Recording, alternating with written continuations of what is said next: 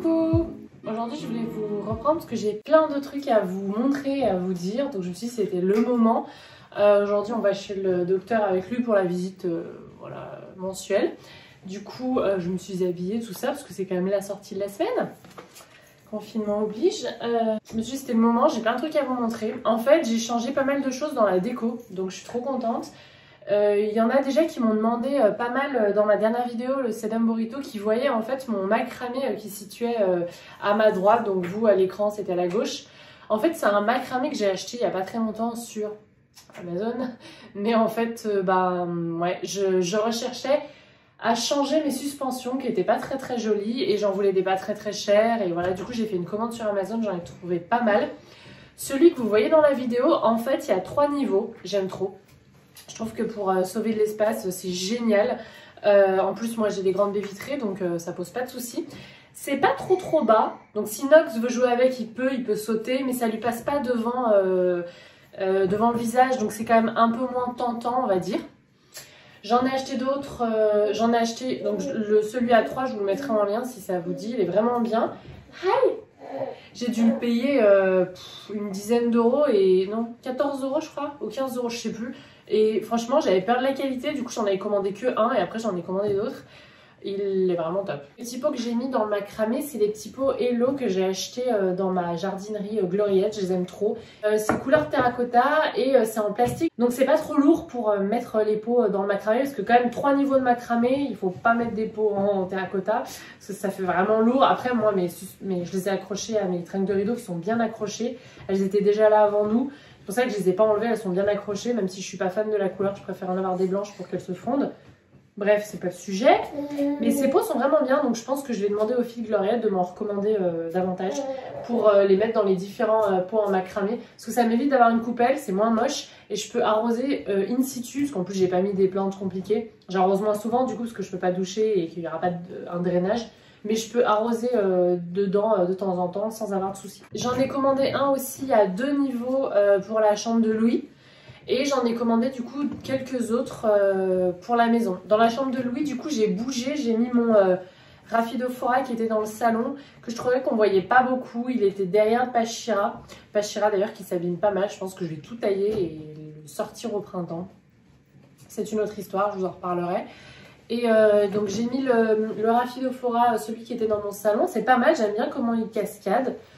En dessous j'ai mis ma petite bouture de potos néon. Et voilà. Et dans ma chambre j'ai changé aussi le macramé que j'avais mon potos argenté dedans. J'en ai mis un joli avec des perles. Coucou! Couleur un peu marron pour aller avec la chambre. Ouais! Et j'en ai mis 2 dans la cuisine aussi, ici. En fait, je me suis fait un petit coin bureau parce que de plus en plus de boulot de paperasse, de choses comme ça pour mes réseaux sociaux. Et du coup, j'ai eu envie de me faire un joli petit coin dans la cuisine. Donc j'ai changé la suspension du Marble Queen, j'ai mis un beau macramé trop magnifique, tressé sur une barre, un peu comme celui que Anna m'avait fait. J'en ai mis un autre et j'ai suspendu mon syngonium. Je trouve que c'est joli en fait, c'est la youtubeuse américaine Harley J qui disait qu'elle suspendait ses syngoniums, qu'elle ne voyait pas beaucoup de gens faire ça, les mettre en suspension. Et c'est vrai que dans mon encyclopédie 700 plantes d'intérêt fleuri que j'adore, c'est ma bible, je vous en parle souvent de cette encyclopédie. Je vous l'ai mis dans ma sélection mes livres d'intérieur pour plantes favoris. Eux aussi ils disent qu'on peut la mettre en suspension et effectivement ça rend pas du tout mal. J'ai en plus changé, j'ai mis des nouvelles affiches dans la cuisine. Donc j'aime trop, c'est joli avec un petit cadre en bois suspendu. En fait je les ai changés dans le cadre d'un partenariat sur Instagram et du coup j'en ai mis aussi, j'ai changé celle du salon. Donc c'est cool, j'ai l'impression d'avoir un petit rafraîchissement et cette cuisine, je trouve que le petit coin là est enfin joli parce qu'il y avait beaucoup de murs blancs et c'était dommage. Donc ça je voulais vous montrer, je suis trop contente. Là j'ai tous mes calathea et même mon anthurium et une alocasia. Les calathea parce que du coup régulièrement maintenant je les douche et je les spray au savon noir pour prévenir les acariens.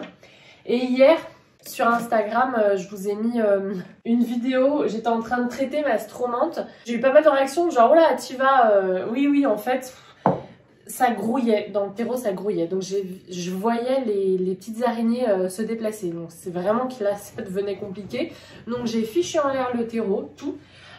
J'ai nettoyé les racines et du coup j'ai tout, bon pour le moment c'est en eau.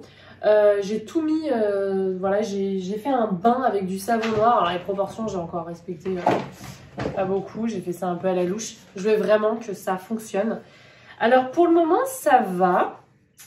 Je vous dirai si elle arrive à s'en remettre parce que c'est un truc que je recommande quand vraiment il y en a de partout. Si c'est pas une plante énorme, si c'est des thrips ou des acariens, des araignées rouges et que vous pouvez la bassiner, faites ça. C'était une nana sur Instagram que je suivais qui avait élu domicile je crois aux États-Unis. Qui faisait ça, elle bassinait comme ça tout, la motte aussi et tout, et vraiment dans des cas d'invasion majeure. Et là c'était le cas de l'astrum, vraiment il y en avait partout, je l'avais vraiment laissé de côté. Je vous en avais parlé dans ma dernière vidéo Petit Plaisir. Donc voilà, on verra si elle se remet. Mais j'hésitais à le faire pour l'astrum, je me suis dit de toute façon perdu pour perdu, voilà, soit je la jette, soit je la garde, on verra. Et mais c'est un truc que j'hésite pas du tout à faire par exemple avec les philodendrons. Quand ils ont des trips et que ça commence à me gonfler et qu'ils sont pas trop grands, je les bassine complètement, la motte comprise. Enfin, racine comprise, parce que là, j'avais enlevé la motte. Voilà. Qu'est-ce que je voulais vous dire d'autre? Ben, c'est tout. Si, j'ai passé mes Tradescantia en hydro. Donc, enfin, en hydro. Oui, en eau en fait. Donc j'ai pris des petites bouteilles comme ça que je garde. Là par exemple, moi je les garde toutes maintenant. C'est encore plus facile je trouve. Par exemple, j'ai gardé la petite bouteille dans le jus de pomme. Voilà. Et ben j'ai mis des billes d'argile. Je les ai laissées voilà, comme elles étaient en fait quand j'ai fait la propagation. Enfin le bouturage en eau, voilà, et elles se portent pas plus mal et en fait j'ai envie de les garder aussi belles. Donc en fait celle-là avec une partie de la avec une autre aussi que j'aime mais je sais pas si elle va bien, ça va être les deux seules que je vais garder en terre, je pense. Et enfin dernière chose, j'ai eu des questions la dernière fois en vidéo, on a dû voir mon asparagus, ma fougère asparagus. En vidéo, on m'a demandé son entretien. Alors sachez que l'asparagus, c'est pas mon... Enfin, les fougères en général, c'est pas mon fort. Mais celle-là, elle se plaît trop. Ah, il y a une nouvelle petite pousse là. En fait, elle, la clé, c'est selon moi, hein, c'est ce qui fonctionne. Enfin, c'est-à-dire que depuis que je fais ça, elle survit et elle grandit. La mettre dans une cuisine parce que c'est assez humide. La mettre pas en pleine lumière. Elle aime quand même la semi-ombre. Enfin, les fougères, elles sont quand même au ras du sol. Dans la canopée, enfin dans la canopée, dans les forêts. Et aussi, alors il y a un petit peu... Bah oui, mais t'as tout fait tomber, Nounou. Eh oui, mon amour. Du coup, il y a un petit peu de moisissure sur le truc. Tant pis. Elle, je l'ai rempotée directement dans le pot. C'est pas bien. Mais du coup, ça va garder la fraîcheur. Donc, si vous avez un pot en plastique et un joli cache-pot, laissez-le dans le pot en plastique. Je l'arrose, elle, dès qu'elle est sèche au premier tiers. Voilà. En fait, pour garder le sol frais, un peu comme dans ces conditions naturelles. Et voilà, semi-ombre, enfin semi-ombre. Ouais, si, elle est un peu dans la pénombre. Avant, elle était proche dans mon ancien appartement, proche de l'évier. Et alors vraiment, elle était loin de la fenêtre, un peu comme le Zamuculcas dans mon ancienne cuisine. Et voilà, franchement, elle se plaît de folie. C'est pas mes préférées, les fougères. Il y en a une que j'aime bien, comment elle s'appelle? Je crois que c'est la nid d'oiseau. Mais voilà, j'avais jamais testé parce que bah, je me doutais que ça allait être une cata. Le jour où j'ai une salle de bain... Ouais, t'es d'accord? Le jour où j'ai une salle de bain avec une fenêtre, franchement, il y aura des fougères de partout. Parce que j'aurais trop envie d'essayer, de me laisser une chance, quoi. Sinon, bah, elles tournent souvent pas super jolies chez moi. Du coup, je les aime un peu moins. Mais elles, ça va. Mercredi, j'ai pris 5 minutes pour vérifier en fait mes petites boutures que j'avais placées dans la semaine dans un contenant que j'avais récupéré d'une livraison de nourriture. Donc mes tronçons de philodendron verrucosum repartent. Je suis super contente. Donc voilà, je l'avais sauvé en faisant du bouturage de tronçons. J'avais placé aussi quelques poteaux sargentés. Alors on m'a posé la question à quoi ça sert de faire ça puisque dans l'eau ça fonctionne bien. Bah ça sert juste moi à expérimenter. Ah, vous voyez, le deuxième tronçon aussi repart, je suis vraiment contente. C'était pour moi pour expérimenter, sachant que le pothos argenté, de temps en temps l'hiver, quand on n'a vraiment pas des pièces très ensoleillées ou très douces, ou plutôt où il fait frais, parfois ça peut pourrir dans l'eau. Donc je me dis que ça peut être celle-là elle n'est pas encore prête. Ça peut être une bonne solution pour l'hiver, par exemple, quand vous avez du mal à bouturer le pothos argenté, de faire ça voilà comme ça. Mais sinon dans l'eau dès le printemps ça fonctionne très bien aussi, sachant que vous en ai déjà parlé. Moi j'évite de trop utiliser la sphène qui n'est pas une ressource renouvelable, donc voilà, j'en utilise très peu. Mais là j'ai expérimenté pour les tronçons en fait, donc je me suis dit je vais pas faire ça que pour 2 tronçons, et ça fonctionne aussi. Alors je l'ouvre très peu et je la spray très peu parce que j'ai toujours peur que ça pourrisse, sachant que la sphène dans nos intérieurs, que ce soit comme ça ou bien dans des mélanges par exemple du terreau, et ben ça pourrit pas mal. D'ailleurs j'ai eu pas mal de retours d'abonnés qui en avaient mis dans leur mélange et qui ont fait mourir. Par exemple j'ai un abonné qui a fait mourir pas de sa faute hein, mais un philodendron Brésil. Donc pour vous dire quand même, c'est une plante facile, mais je pense que la sphène c'est parfois compliqué. Ensuite, je voulais vous montrer mes tubercules de caladium. Je les ai changés de place. Je les ai mis en fait finalement dans le salon parce qu'il fait quand même plus chaud que dans la cuisine, parce qu'en fait ils étaient près de la fenêtre et cette fenêtre là dans la cuisine je l'aère souvent. Je voulais vous montrer, vous voyez en surface on a l'impression que le terreau est hyper sec, mais du coup comme moi j'ai toujours peur de les faire pourrir, je vérifie quand même avant d'arroser avec mon mesureur d'humidité. Celui-là, normalement, j'utilise pour mes grandes plantes avec les pots dont j'arrive pas à accéder en fait en bas du pot. Mais du coup, pour les tubercules, j'utilise aussi. Et en fait, je n'arrose que quand c'est dans le rouge. Donc là, vous voyez, tout est plus ou moins dans le vert, donc même dans le bleu. Donc ça veut dire que c'est suffisamment humide à la moitié du pot. Donc je vais surtout pas réarroser parce que ça pourrait faire pourrir le tubercule.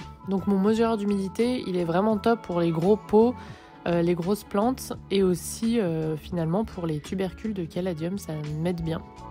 Mais voilà, je vous le dis souvent, la seule difficulté avec les caladiums, c'est de ne pas les faire pourrir, et pour ça, simplement on arrose avec parcimonie et on place dans un endroit où il y a suffisamment de lumière et où il fait pas très très frais. Sinon ça sortira pas, ils aiment entre 21 et 25 degrés. Coucou! Aujourd'hui, je voulais vous présenter 2 nouveaux livres littérature jeunesse orientés futurs plantes addicts. Donc, trop chou, ce sont ces 2-là. Je les ai reçus des éditions du Père Castor. En fait, il m'envoie des bouquins régulièrement. Mais en fait, pas n'importe lesquels, c'est moi qui les choisis. Et parmi la sélection de ce mois-ci, ou de ce trimestre, je me souviens plus. J'ai choisi ces 2-là parce que franchement ils sont magnifiques. Donc ils sont écrits par Adeline Ruel, donc des éditions du Père Castor. Et en fait on est sur un mélange imagier avec quand même, donc qui est pas mal en fait pour plusieurs âges. L'imagier, moi j'utilise beaucoup en maternelle parce qu'on est sur du vocabulaire, l'apprentissage du vocabulaire. Donc une page, un mot, donc là par exemple coquelicot. Mais ce qui est pas mal, c'est que c'est évolutif parce que si vous avez des enfants plus âgés, on entre en fait sur tout ce qui est... Donc, je dis ça parce que du coup, je commence à le lire un petit peu à Louis quand, voilà, avant chaque dodo, on lit un petit livre assez facile et les imager, c'est hyper facile. Mais si vous avez des enfants plus grands, en fait, vous pouvez lire toutes les légendes et là, on va plus dans le scientifique, enfin, scientifique, si, un petit peu le développement de la nature. Donc là, on vous explique comment le bouton se forme, etc. Le grand pétale, le petit pétale, et les illustrations sont magnifiques. Vous avez en plus un système de cache-cache. Ça, les enfants, alors là pour le coup, quel que soit l'âge, aiment bien.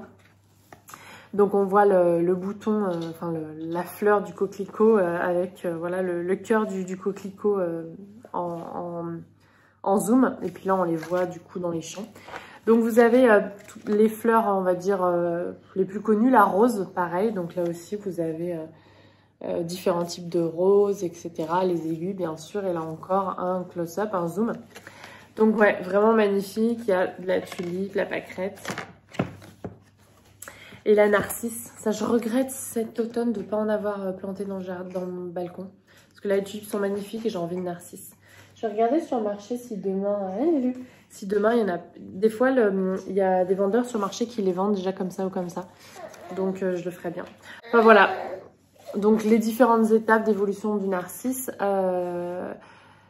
et pour les enfants un petit peu plus grands. C'est beau. Et il y a aussi pour les fruits, Donc de toujours Adeline Ruel. Et là aussi, vous avez, voilà, on va dire que ça va un petit peu plus loin que seulement l'imagerie avec les explications. Comment est-ce que la fleur, voilà, perd ses pétales. Et puis ensuite, comment le fruit se forme. Avec là aussi un zoom. Enfin, vraiment magnifique. Et j'adore, voilà, ce système d'imagerie pour les enfants de 0 jusqu'à 3 ans. On est vraiment sur du... l'apprentissage du vocabulaire, la pomme, etc. Et pour plus grand, eh ben, ça va un petit peu plus loin. Série. Avec voilà, quelques explications un petit peu à l'image des anciennes affiches dont je vous parlais déjà la dernière fois avec le livre Le Jardin de Basilic. On avait une grande affiche un peu old school que j'aime beaucoup. Donc voilà pour mes petits coups de cœur jeunesse à offrir à des futurs plantes addicts ou des enfants, voilà, qui s'intéressent un petit peu à la nature, donc en fait à tous les enfants. Voilà, c'est ça qui est cool avec... c'est pour ça que je suis enseignante, c'est que les enfants sont hyper curieux de plein de trucs.